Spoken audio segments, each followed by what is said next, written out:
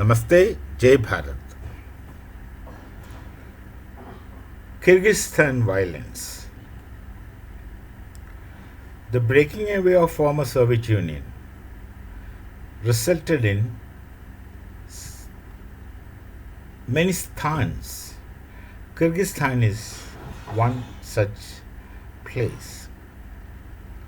Relatively, the people are known to be good natured.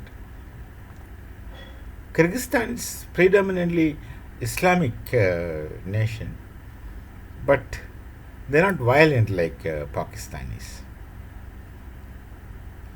So, with the collapse of communism, many got freedom. They became free from the clutches of communist rigidity, and there are many they broke away into many countries, and they're all doing reasonably fine, including Ukraine, in spite of their being victimized by the Europeans. They were incidents of violence. Our concern is that there are around 15,000 students from my nation, Bharat. They go to study, there are students, and why so many students go to such places is because of the medical education. Many people want to become medical doctors, and it's difficult to get admission in Bharat because we have got a very rigid system of screening, entrance examinations, filtering, and then only you're allotted to some colleges, medical colleges, where one takes admission. That is neat. For admission for undergraduate, that is MBBS course, one has to take NEET. And then so many lakhs and lakhs of people appear, and with the given seats, of course, it becomes very highly competitive. Somehow, I think as mind that the first priority of education is medicine, then of course engineering, and then so on. This kind of a mindset has come to many of our people. I myself have personal experience. So, but the thing which I have seen in medical education is that until you have a vocation to be a physician, I've seen many people that's way. Until you have vocation to be a physician, it's better you stay away from that course. There are many I've seen who had completed their MBBS, and then these days they're compelled to go for specialization, super specialization, etc. Many who we see many people, they do not want to go to clinical sites. They wanted armchair job, comfortable job. So many of them opt away from being clinical side and then go into other sites. Some even to pathology, some even to biochemistry, etc. So this longing to become send their children. This is actually parents' fault, not the students' fault. They send their children to any place if they can get admission in a medical school and with reasonable fees. Kyrgyzstan has got that attraction. Their schools, the medical schools are well reputed, it appears. I have no personal experience. And the fees also is relatively less. So people flock.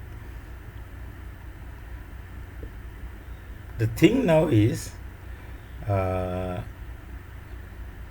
the Pakistanis and Egyptians, as per the news that we get, they got involved in some kind of quarrels or fights with the local students, the Kyrgyzstanis, from where you see the authority were soft. Apparently, the authority were very soft on the foreign students, and the local students, the native students, feel that they did not get justice from their own government. So, from there, this agitation took place. Now, who were the foreign students involved in the in the quarrels or fight? In the fight, it is reported that it is fundamentally Pakistanis and Egyptians. Now, Pakistani and Egyptians, from the report, what we see is that it is the Pakistanis who began or who organized and who really, created all these things, and the Egyptians were with them, and the whole thing broke out. The difficulty for us is that the Pakistanis and Indians will look just the same. Even we can't recognize one another by looks, by appearance. Of course, we can recognize one another the moment he opens his mouth to speak. The language he speaks, of course. From that, we really can differentiate. Even if a Pakistani Punjabi speaks Punjabi, an Indian Punjabi would instantly understand that he is speaking a different Punjabi than what we speak. Same, of course. And he would, of course, speak Urdu, and we speak Hindi with lots of difference in speaking. So until we ourselves can't recognize a Pakistani until he opens his mouth and speaks. So for all the mischievous and misbehaviors of the Pakistanis, now people of the students of Bharat are also being targeted. A Kyrgyzstani wouldn't understand who is a Pakistani and who is a Bharatiya. So we had to be careful. Now many of our students are there. 15,000 roughly on a rough estimate. So they, of course, the government has taken very, very bold, strong step. We are not at fault. Indian students did not go for any kind of troubles with anyone. They don't normally. They don't. But the Pakistanis do. You see, for a Hindu, there is an inbuilt dharma functioning. He has an internal do's and don'ts functioning. He wouldn't do. Or there's a point beyond which he is not expected to go, and he doesn't go. But such things don't work within the mental makeup or mind setting of a Pakistani. He would do anything. He would do anything provided he gets what he wants. There's nothing that regulates him. Dharma, not in the sense of religion, dharma as dharma, being righteous, is supposed to be a regulatory condition working within individuals of regulating him from any do's and don'ts. And these do's and don'ts are set by a Sanskriti, our culture. So normally, the people of Bharat, those who go abroad, they have a sense of belonging to the nation, and they wouldn't do a thing normally that brings shame to the nation. Normally, where they go to a foreign land with some explicit purpose, maybe for working and earning, maybe like this to study, and they just primarily focus on their why they go there, and then their objective is to do that, not to involved in other kinds of activities. This is a normal situation. I need not to say, the world knows it. Go to any nation, whether sizable number of population from India, from Bharat, they are not trouble creators. They wouldn't want the host nation to follow their norms and rules. On the other hand, they know how to blend with wherever they go, and they live according to them. That makes things perfectly at home. All right. But these Pakistani students who went to Kyrgyzstan, we really don't know the reason, but I can imagine that they must be showing off, which is normal Lahori way. Lahori way. We call it as Lahoris. They speak. They're very loud. Nothing really comes out of it. That's the real thing. But they keep talking. Big talks, loud mouths, arrogant attitude, very insulting body language, and very insulting vocabulary, as though they are the boss and they are everything and they are the ultimate thing. This is the problem with Pakistanis. That is called the Lahori attitude. They have nothing, they don't have anything, but the way they show off is that they have everything and they're almighty, all powerful. This offends, this offends others. This really offends others. There could have been some problem, some reactions, some repercussions, which went into this violence. Unfortunately, they look like us, and our boys and girls are in danger, in the sense the attackers do not know who is an Indian and who is a Pakistani. Many places or many times when we had to evacuate our people from war zones, which happened recently, the Pakistanis, in order to escape from the war zones, would lie that they're Indians. And many places, I've seen videos, they're carrying Indian flag, our tricolor. They will do anything to get away with anything. So there's nothing regulating them from within. There's nothing regulating them from within. I had a Muslim scholar speaking recently, I saw it on a video.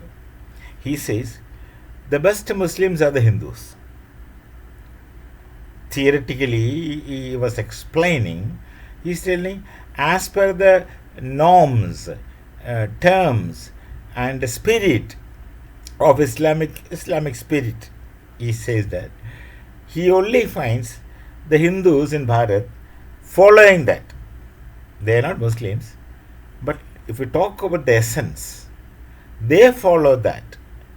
And others, the so-called Muslims, have nothing to do with it. This is because of the regulatory dharma functioning within. When you live an authentic life, a genuine life, with some principles, some virtues, your self-imposed do's and don'ts. I repeat, your self-imposed do's and don'ts. The do's and don'ts must be self-imposed, not because of fear of punishment and promises of reward in heaven or hell. So this regulatory function, we call it as dharma. So normally, under normal situations, the Hindus don't go beyond a point. But the youth they created in Pakistan are near anarchic lot. They think that they belong to a religion, but they don't. They think that they belong to a religion. They think that they follow religion, but I don't know whether they're really into religion or not. For them, religion is also an attire to show off as if that is something great. But to how many of them really understand the spirit of religion and who try to adopt the goodness from a religion in their own personal self's life? etc. You will be disappointed to see that there are very few, if there are any. So in Kyrgyzstan, the difficulty is that uh, we look like the problem creators. So you have no chance to explain. You have no time to explain that you are not a Pakistani. By then you say that you are not a Pakistani, you already got the blows. This is a very sensitive situation. We don't go for quarrels, we don't go for problems, but then just because of this lookalike taken away nation from us, because of the youth from there, because of their indisciplined behavior, we have to pay. Our people are at risk. So this is what happens to, or this is what the Pakistanis project and produce. I need not to say what's happening in Europe. You can see for yourself and realize the earlier or the early Europe realizes what they have done, the better for them. If they don't realize and take adequate steps to counter anarchism in their societies by people coming from outside, in the name of religion, this thing, that thing, whatever, it will be too late for them to do anything. They're losing their grounds.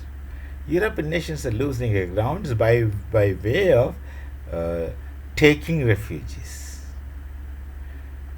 Because this is the attitude. Incorrigible it appears. If it has to be corrected, I have no idea how it can be corrected. There must be some way of making them regulate themselves from within.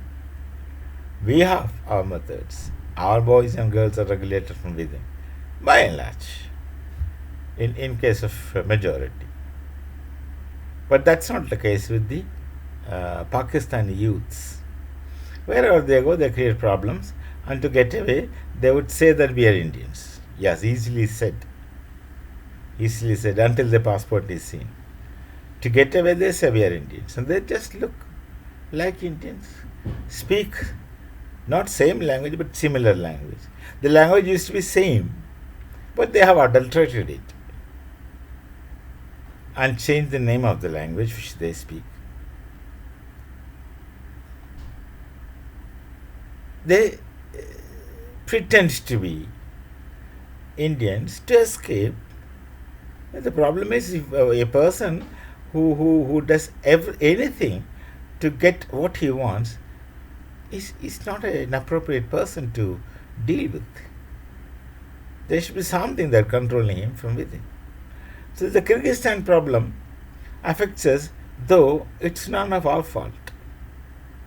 It's only because of the look-alike and talk-alike people who create problem, and then we look like them and we also speak like them and so on. It's unfortunate. It's unfortunate. That's it. There are many such cases in the world. Look at Europe, and it's happening all over the world. Let the world society be careful before it's too late. Things will go out of hand. With this small caution, as it appears to me, I'll conclude this video. We'll meet again with another talk. Till then, Namaste, Jai Bharat, Jai Shri Ram.